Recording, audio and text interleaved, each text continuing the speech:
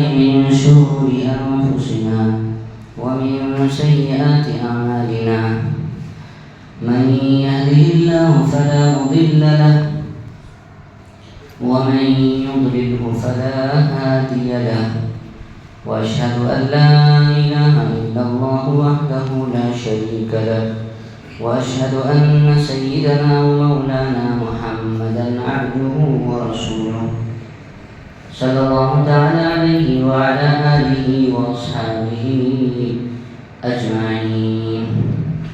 أما بعد فأعوذ بالله من الشيطان الرجيم. بسم الله الرحمن الرحيم. قل يا أيها الناس قد جاءتكم موعظة من ربكم وشفاء لما في الصدور وهدى ورحمة للمؤمنين.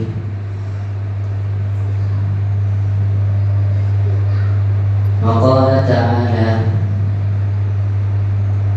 وإنك لعلى خلق عظيم. آمنت بالله صدق الله العظيم.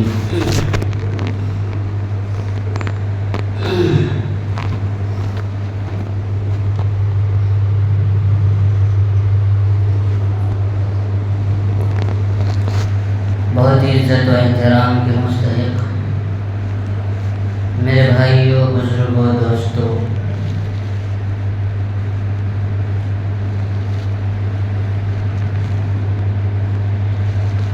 اللہ رب العزت کا بے انتہا فضل و کرم ہے کہ اللہ رب العزت نے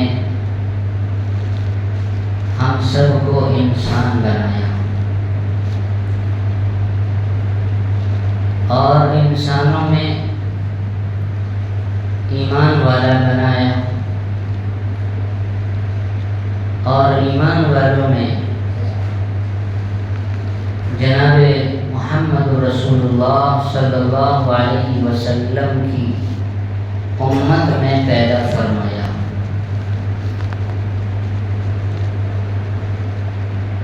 میرے بھائیوں، انسان دو طرح کے ہیں.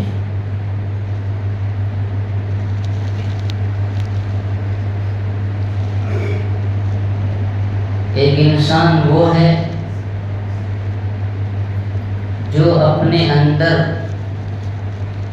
اچھائیاں رکھتا ہے، اپنے اندر صفات رکھتا ہے، اپنے اندر اخلاق رکھتا ہے اور بہت ساری خوبیاں اپنے اندر رکھتا ہے. ان کی زبان میں مٹھاس ہے، ان کے گفتگو میں نرمی ہے، ان کے چال ڈھال میں انسانیت ٹپک رہا ہوتا ہے.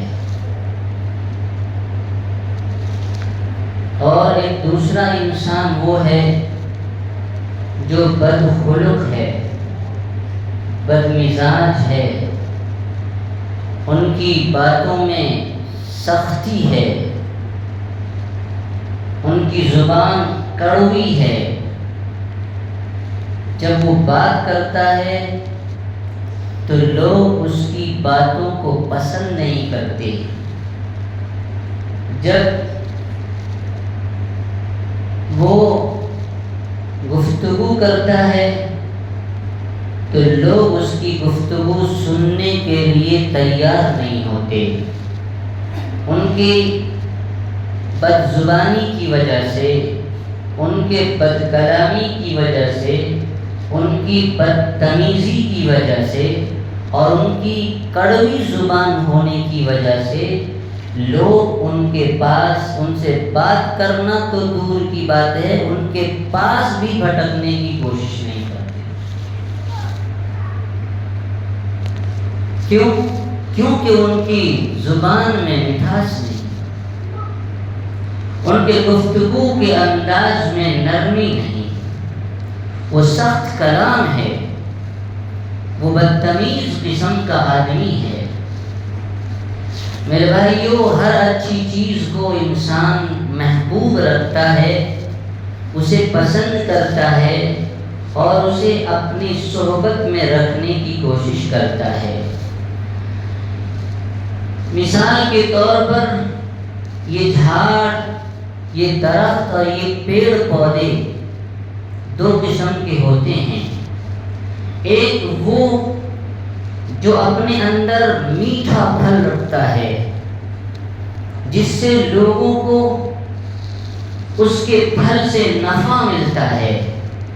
لوگ ایسے میٹھے پھل دینے والے درخت کو اپنے ہاتھوں سے بڑے ہی پیار سے اسے لگاتے ہیں، یہاں تک کہ اپنے گھر کے صحن میں لگانے کی کوشش کرتے ہیں، کیونکہ اس سے میٹھا پھل اسے ملنے والا ہے، جیسے کہ انار ہے، جیسے کہ ایپل ہے۔ اسی طریقے سے جو میٹھے پھل دینے والے درخت ہیں، تو کچھ درخت ہیں جو میٹھا پھل دیتے ہیں تو اسے لوگ پسند کرتے ہیں اور اسے اپنے گھروں کے صحنوں میں لگانے کی کوشش کرتے ہیں۔ اس کے بالمقابل کچھ درخت ایسے ہیں جو کانٹے دار ہوتے ہیں، اس سے انسان کو خطرہ ہوتا ہے کہ کہیں اس کانٹے دار درخت میں میرا دامن الجھ نہ جائے، اور جب میرا دامن الجھے گا تو ظاہر سی بات ہے کہ یہ میرا دامن پھٹ جائے گا۔ تو ایسے درخت کو انسان اپنے قریب لگانے کی کوشش نہیں کرتا، ایسے درختوں کو کاٹ کر پھینک دیا جاتا ہے۔ میرے بھائیو، انسان کی بھی یہی حالت اور کیفیت ہے کہ جو لوگ نرم مزاج ہوتے ہیں، جن کے اندر اخلاق ہوتی ہے، جو اچھے صفات سے متصف ہوتے ہیں، لوگ اسے سلام کرتے ہیں، لوگ اسے عزت دیتے ہیں، لوگ ان کا اکرام کرتے ہیں، ہو سکے تو اسے دعوت دے کر اپنے گھر بلاتے ہیں، کیونکہ اس کی زبان میں مٹھاس ہے، اس کے اخلاق کریمانہ ہیں، اس کے بول چال میں، اس کے چال ڈھال میں، اس کے گفتگو کے انداز میں نرمی ہے۔ وہ جب بولتا ہے تو کانوں میں رس گھولتا ہے، اس کے کسی عمل سے کسی کو تکلیف نہیں ہوتی۔ وہ جب باتیں کرتا ہے تو نفع کی بات کرتا ہے، وہ سامنے والے کو چڑھاتا نہیں، وہ سامنے والے کی برائی نہیں بیان کرتا، وہ سامنے والے کے برائی پر نظر نہیں رکھتا، بلکہ اپنے سامنے والے کی اچھائیوں پر اس کی نظر ہوتی ہے۔ وہ جب بولتا ہے تو اچھا بولتا ہے۔ قرآن کریم میں اللہ تعالیٰ نے ان لوگوں کے بارے میں جن کی زبان سخت ہوتی ہے، جن کے اندر شر بھرا ہوا ہوتا ہے، انسانیت نام کی اس کے اندر کوئی چیز نہیں ہوتی، وہ بدخلق ہوتا ہے، بدتمیز قسم کا آدمی ہوتا ہے، بد مزاج ہوتا ہے، ایسے لوگوں کو قرآن کریم نے کہا اولئک کالانعام،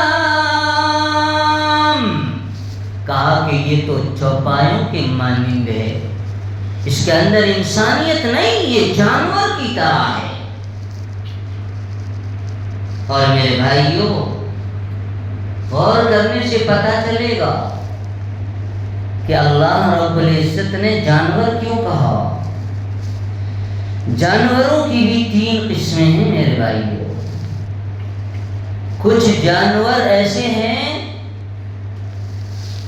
کہ وہ اپنی تکلیف کو برداشت کر لیتے ہیں، ان پر آنے والی مصیبتوں کو جھیل لیتے ہیں، وہ بھوکا رہنا گوارا کر لیتے ہیں، لیکن وہ سامنے والے کو ایذا نہیں پہنچاتے، تکلیف نہیں دیتے۔ وہ بھوکا ہو اپنی بھوک کو سہ رہا ہوتا ہے، لیکن سامنے والے کسی کو تکلیف نہیں دیتا، کسی کو پریشان نہیں کرتا، جیسے کہ گائے اور بھینس۔ گائے اور بھینس ہے۔ انسانوں میں بھی کچھ ایسے لوگ ہوتے ہیں جو اپنی تکلیفوں کو، اپنی پریشانیوں کو اپنے دل میں رکھتے ہیں، وہ کسی کے سامنے گلہ اور شکوہ نہیں کرتے۔ اگر اس کے پاس مال نہیں ہے، اگر وہ غریب غربت کی زندگی بسر کر رہا ہے، اسے منظور ہے، وہ اس پر صابر اور شاکر ہے، وہ کسی کے مال کو چرانے کی کوشش نہیں کرتا، وہ کسی کے مال پر غاصبانہ قبضہ نہیں کرتا، اپنے حال میں مست ہے، مل گیا وہ جو ہے اسے استعمال کر لیتا ہے، لیکن دوسرے کے مال پر، دوسرے کے جائیداد پر یا دوسرے کے کسی بھی چیز پر اس کی نگاہ نہیں اٹھتی۔ تو ایک جانور کی قسم ہے جیسے کہ گائے اور بھینس، یہ آپ ڈنڈے بھی مارو گے برداشت کر دیں گے، پلٹ کر آپ کو جواب نہیں دیں گے، مارنے نہیں دوڑے گے۔ تو یہ اپنی ذات سے کسی کو تکلیف نہیں دیتے۔ دوسری قسم جانور کی وہ ہے جو اپنی بھوک کو مٹانے کے لیے، اپنی پیاس بجھانے کے لیے وہ دوسرے جانور پر حملہ آور ہو جاتا ہے۔ اس میں اس کا تو فائدہ ہے، اس جانور کا تو فائدہ ہے، لیکن اس نے نقصان سامنے والے کا کیا ہے کہ سامنے والا بھولا بھالا جانور، اس کے اوپر اس نے حملہ کیا اور اپنی پیٹ کی بھوک کو مٹانے کے لیے دوسرے کے جان کا قاتل ہو گیا، دوسرے کی جان لے لی اس نے۔ دوسری قسم یہ ہے جانور کی جسے شیر اور چیتا کہتے ہیں۔ جب انہیں بھوک لگتی ہے تو پھر یہ سامنے والے کی کیا، چاہے وہ ہمارے ہی ساتھ جنگل میں رہنے والے جانور ہوں، اس کی پرواہ نہیں کرتا، وہ اپنی بھوک مٹانے کے لیے دوسرے جانور پر حملہ آور ہو جاتا ہے اور وہ اپنی بھوک اور پیاس مٹاتا ہے، اس کے خون کو پی کر، اس کے گوشت کو کھا کر اپنی بھوک اور پیاس مٹاتا ہے۔ تو یہ جانور کی دوسری قسم ہے۔ اس میں اس کو تو فائدہ ہوا لیکن سامنے والے کا نقصان ہوا۔ انسانوں میں بھی کچھ اسی طرح کے لوگ ہیں جو اپنا فائدہ تو سوچتے ہیں، چاہے دوسرے کا نقصان ہو تو ہو، چاہے اس کی کشتی ڈوب جائے، میری کشتی پار ہو جائے، پیچھے والے کو دھکا دے کر اسے سمندر میں گرا دے، ڈوبو دے، لیکن خود اپنے آپ کو نکل جائے، پار کر لے، یہ اس کی کوشش ہوتی ہے۔ تو اس میں اس کا تو فائدہ ہوا کہ اپنے آپ کو بچایا، لیکن سامنے والے کو اس نے نقصان پہنچا دیا۔ تیسری قسم جانور کی وہ ہے کہ جسے جو سامنے والے کو نقصان تو پہنچاتا ہے لیکن اس نقصان پہنچانے میں اس کے خود کا بھی کوئی فائدہ نہیں ہوتا، جیسے کہ بچھو، سانپ، یہ ایسے جانور ہیں کہ یہ جب کسی کو کاٹتا ہے تو اس کے کاٹنے سے کوئی اس کی بھوک نہیں مٹتی، اس کا پیاس نہیں بجھتا، بلکہ صرف اور صرف سامنے والے کو نقصان پہنچا، اپنا کوئی نفع نہیں ہے، سامنے والے کو نقصان پہنچا رہا ہے، اسے اذیت میں مبتلا کر رہا ہے۔ یہ سانپ اور بچھو ہے۔ میرے بھائیوں، انسانوں میں بھی کچھ اس طرح کے لوگ پائے جاتے ہیں جو ان کی یہ سوچ ہوتی ہے، ان کا یہ عمل ہوتا ہے کہ اس عمل سے سامنے والے کو تو نقصان پہنچنا چاہیے، چاہے مجھے نفع ہو یا نہ ہو۔ سامنے والے کی ٹانگ کھینچ کے گرانا ہے، یہ میرے سے آگے بڑھتا جا رہا ہے، یہ میرے بعد آنے والا آدمی، یہ فلاں جگہ سے فلاں علاقے سے آنے والا آدمی یہاں پر ترقی کرتا جا رہا ہے، بلڈنگوں پر بلڈنگیں بناتا چلا جا رہا ہے، اور میں ادھر ہی کا رہنے والا، اور صدیوں بیت گئے، ایک جو ہے اینٹ کھڑی نہیں کر پایا، یہ بلڈنگوں پر بلڈنگیں بنا رہا ہے۔ لہذا مجھے فائدہ ہو نہ ہو اس کو پھنسانا ہے، اس کا کام رک جائے، اس کی ترقی رک جائے، یہ آگے نہ بڑھ سکے، یہ سامنے والے کو اذیت میں مبتلا کرنے کی کوشش کر رہا ہے، عمل کر رہا ہے، حالانکہ اس میں اس کا کوئی فائدہ نہیں ہے۔ تو یہ کس کا عمل ہے؟ یہ سانپ اور بچھو جانور، بچھو جیسے جانور والا عمل کر رہا ہے۔ اسی لیے جو لوگ بد اخلاقی کو جو ہے اپنائے ہوئے ہیں، جن کے اندر اخلاق کے نام کی کوئی چیز نہیں ہے، قرآن کریم میں اللہ رب العزت نے کہا اولئک کالانعام، یہ چوپایوں کی طرح ہے، بلکہ آگے بڑھ کر قرآن کہتا ہے بل ہم اضل، بلکہ اس سے بھی گئے گزرے۔ یعنی انسانوں کے اندر اگر یہ صفات ہوں کہ اس کے اندر اخلاق نام کی کوئی چیز نہیں، بڑوں کا ادب نہیں، احترام نہیں، چھوٹوں پر شفقت نہیں، وہ بدتمیزی اور بد کلامی میں مبتلا رہتا ہے، کسی کے ساتھ بھی بدزبانی کرنے لگتا ہے، وہ بدتمیزی پر اتر آتا ہے، اور ہمیشہ وہ دوسرے کی ٹانگ کھینچنے میں لگا رہتا ہے، دوسروں کی غیبت کرنے میں لگا رہتا ہے، دوسروں کو نقصان پہنچانے میں لگا رہتا ہے، تو وہ جانور سے بھی خطرناک ہے، کیونکہ جانور کا نقصان پہنچانا اتنا بڑا نقصان نہیں جتنا بڑا اس موذی انسان کا نقصان پہنچانا ایک دوسرے انسان کے لیے نقصان دہ ہے۔ اس کی لگائی اور بجھائی کی وجہ سے ایک گھر جو ہے برباد ہو جاتا ہے، اس کے خاندان کے افراد منتشر ہو جاتے ہیں، ان کی بنی بنائی، ان کا بنا بنایا کام بگڑ گیا، اس میں نہ جانے کتنا بڑا اسے نقصان اٹھانا پڑا۔ تو کہا اسی لیے کہ یہ صرف جانوری کی طرح نہیں ہے، بلکہ اس سے بھی گیا گزرا، بل ہم اضل، اور فرمایا اولئک هم الغافلون، بلکہ یہ لوگ غفلت میں پڑنے والے ہیں،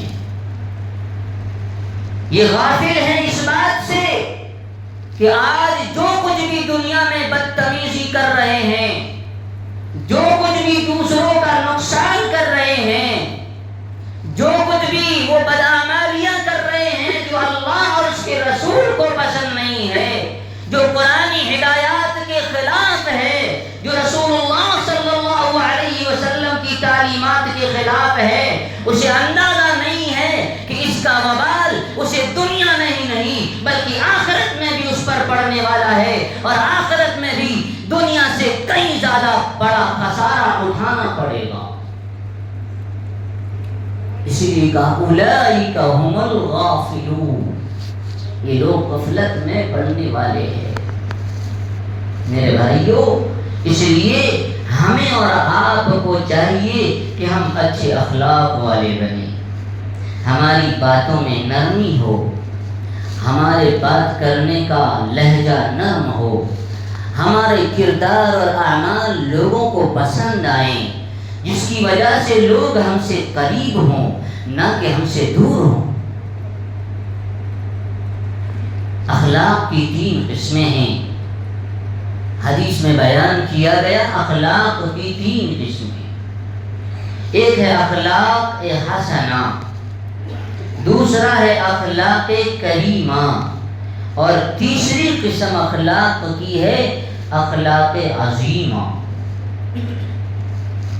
اخلاق حسنہ یہ ہے کہ اگر آپ کو کسی کی طرف سے کوئی اذیت ملی، آپ کو کسی نے برا بھلا کہہ دیا، آپ کا کسی نے نقصان کر دیا، یا سب کچھ چھوڑیے آپ کو کسی نے ایک لگا دیا، تو آپ کے اخلاق حسنہ یہ ہوگا کہ آپ اس کو برداشت کر لیں اور آپ اسے معاف کر دیں، اس کا آپ کوئی بدلہ اس سے نہ لیں، یہ اخلاق حسنہ ہے۔ ایک ہے اس سے تھوڑا بڑا اونچا درجے کا اخلاق کریمہ۔ یہ پہلے اخلاق جو اخلاق حسنہ ہیں، یہ کتابوں میں لکھا ہے کہ یہ تعلیم یہود کی تھی، یہود کے اندر یہ اب بھی ہے کہ وہ معافی سے درگزر سے کام لیتے ہیں، یہ ان کی تعلیم تھی۔ اور ایک اخلاق کریمہ، جس کا مطلب یہ ہے کہ اگر کسی نے آپ کو کسی بھی طرح سے تکلیف دی یا پھر آپ کو کسی نے ایک لگا دیا، آسانی کے لیے میں وہ لفظ استعمال کر رہا ہوں کہ اگر آپ کو کسی نے ایک گال پہ تھپڑ مارا تو اخلاق کریمہ یہ ہے کہ آپ اس کو بدلہ تو نہ لیں، لیکن آگے بڑھ کر آپ کہیں کہ لے بھائی اور ایک گال پہ لگا لے۔ یہ ہے اخلاق کریمہ، یہ نصارہ کے اندر پائی جاتی ہے۔ اور ایک ہے اخلاق عظیمہ، جسے قرآن کریم میں نبی پاک صلی اللہ علیہ وسلم کے بارے میں بیان کرتے ہوئے قرآن کریم کہتا ہے وَإِنَّكَ لَعَلَىٰ خُلُقٍ عَظِيمٍ۔ اللہ رب العزت نے ہمارے اور آپ کے آقا جناب محمد رسول اللہ صلی اللہ علیہ وسلم کو جو اخلاق دیے تھے وہ اعلیٰ درجے کا اخلاق تھا، جسے اخلاق عظیمہ کہتے ہیں۔ آپ اونچے اخلاق پر فائز تھے۔ اخلاق عظیمہ یہ ہے کہ اگر آپ کو کسی سے کسی بھی معاملے میں آپ کو تکلیف پہنچی ہے تو یہ نہ کہ صرف آپ اسے معاف کر دیں، بلکہ آپ ان کے لیے آپ استغفار کریں، ان کے لیے آپ ان کو دعائیں دیں۔ اخلاق کریمہ، وقت بہت کم ہے، اخلاق کریمہ میں نے آپ کے سامنے عرض کیا یہ کن کا تھا، کن کی تعلیم ہے؟ نصارہ کی، یعنی عیسائیوں کی۔ ایک مرتبہ حضرت عیسیٰ علیہ السلام کتابوں میں لکھا ہے، حضرت عیسیٰ علیہ السلام کھڑے ہیں اور ایک آدمی آیا اور اس کے حضرت عیسیٰ علیہ السلام کے ساتھ بدتمیزی کر رہا ہے، برا بھلا کہہ رہا ہے۔ حضرت عیسیٰ علیہ السلام خاموش ہے، کچھ نہیں کہہ رہے۔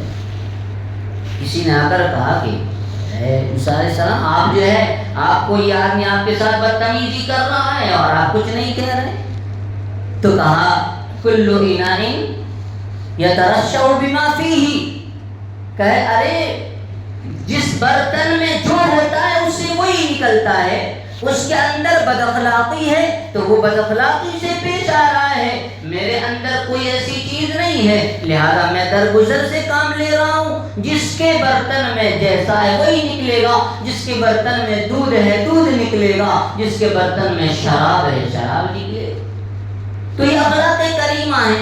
تو ایک اخلاق عظیمہ کہ اللہ کے نبی صلی اللہ علیہ وسلم نے غزوہ احد کے موقع پر چند صحابہ کرام رضوان اللہ تعالی علیہ مجمعین کو، جن کی تعداد 50 کے قریب تھی، احد کے پہاڑ پر ان کو جو ہے طے کیا تھا کہ آپ یہاں سے نگرانی کریں، آپ لوگ یہاں سے دشمن کے آنے کا خطرہ ہے۔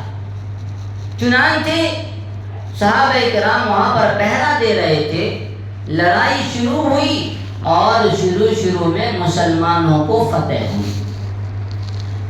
وہ صحابہ کرام جو پہاڑ کی چوٹیوں پر تھے، انہوں نے جب دیکھا کہ ہمیں فتح مل رہی ہے، کامیابی مل رہی ہے، دشمن نے میدان چھوڑ دیا ہے، تو ان کے اندر کیا ہو گیا، چند صحابہ کرام جو ہے تقریباً 40 صحابہ کرام وہاں سے اتر کر نیچے آ گئے۔ ان کے جو امیر تھے انہوں نے کہا کہ بھائی رسول اللہ صلی اللہ علیہ وسلم نے ہمیں کہا ہے کہ ہر حال میں یہاں رہنا ہے، چاہے فتح ہو یا شکست، لیکن انہوں نے کہا کہ ہمارے یہاں پر کھڑا کرنے کا مقصد یہ تھا کہ ہم اپنے سامنے کے دشمن سے فتح حاصل کریں۔ جب ہمیں کوئی خطرہ نہیں، فتح حاصل ہو گئی ہے، دشمن بھاگتا نظر آ رہا ہے، تو اب ہمیں اترنے میں کوئی حرج نہیں ہے۔ گویا کہ ان سے ایک چوک ہوئی، وہ چوک ہوئی۔ اس چوک ہونے میں اب کیا ہوا، جب صحابہ کرام 40 کے قریب نیچے اتر آئے تو ادھر سے پیچھے کی جانب سے حضرت خالد بن ولید رضی اللہ تعالیٰ عنہ، جو اس وقت ایمان نہیں لائے تھے، وہ کفار کی طرف سے آئے تھے، انہوں نے پیچھے سے آ کر حملہ کیا، جس کی وجہ سے مسلمانوں کو بڑا نقصان ہوا۔ 70 کے قریب صحابہ کرام شہید ہوئے۔ اس سے اللہ کے نبی صلی اللہ علیہ وسلم کو بڑا صدمہ ہوا، بہت تکلیف ہوئی کہ میری بات کو انہوں نے جو ہے توجہ نہیں دی، اور ان کے اس جگہ کے چھوڑنے کی وجہ سے میرے پیارے صحابہ کی جان جو ہے جان سے ہاتھ دھونا پڑا۔ بہت تکلیف ہوئی اللہ کے نبی صلی اللہ علیہ وسلم کو۔ تو اللہ کے نبی صلی اللہ علیہ وسلم اس تکلیف میں تھے، قرآن میں تھے۔ تو اب جو ہے اسی وقت میں ہمارے نبی صلی اللہ علیہ وسلم کے اخلاق، قرآن کریم کی آیت نازل ہوئی، فَاعْفُ عَنْهُمْ وَاسْتَغْفِرْ لَهُمْ وَشَاوِرْهُمْ فِي الْأَمْرِ۔ یعنی اتنی تکلیف ہوئی تھی کہ اللہ کے نبی صلی اللہ علیہ وسلم نے یہ طے کیا تھا کہ اب میں ان سے میں بات نہیں کرنا، میں ان کو اپنی مجلس میں نہیں بیٹھانا۔ ایسے خفا ہوئے، اللہ کے نبی صلی اللہ علیہ وسلم پر یہ آیت نازل ہوئی، فَاعْفُ عَنْهُمْ وَاسْتَغْفِرْ لَهُمْ وَشَاوِرْهُمْ فِي الْأَمْرِ۔ اے اللہ کے نبی صلی اللہ علیہ وسلم، آپ جو ہے اتنے ناراض نہ ہوں، آپ اتنے ناراض نہ ہوں، آپ جو ہے ان کو معاف کریں، آپ ان کو معاف کریں، اور صرف معاف ہی نہ کریں بلکہ آپ ان کے لیے استغفار کریں، واستغفر لہم، اور صرف آپ ان کے لیے استغفار ہی نہ کریں بلکہ آپ انہیں اپنی مجلس میں بیٹھائیں۔ یہی آپ کے اخلاق عظیمہ ہے، آپ کے اندر یہ اخلاق ہے اتنا بڑا کہ آپ ایسا کریں کہ آپ ان کو اپنے ساتھ لیں، آپ ان سے مشورہ بھی کریں، وَشَاوِرْهُمْ فِي الْأَمْرِ، اپنی مجلس میں بیٹھائیں، ان کو درگزر کریں، ان کو جو ان کے لیے استغفار کریں اور ان سے مشورہ بھی کریں۔ تو اللہ کے نبی صلی اللہ علیہ وسلم جو ہے یہ اخلاق عظیمہ پر فائز تھے۔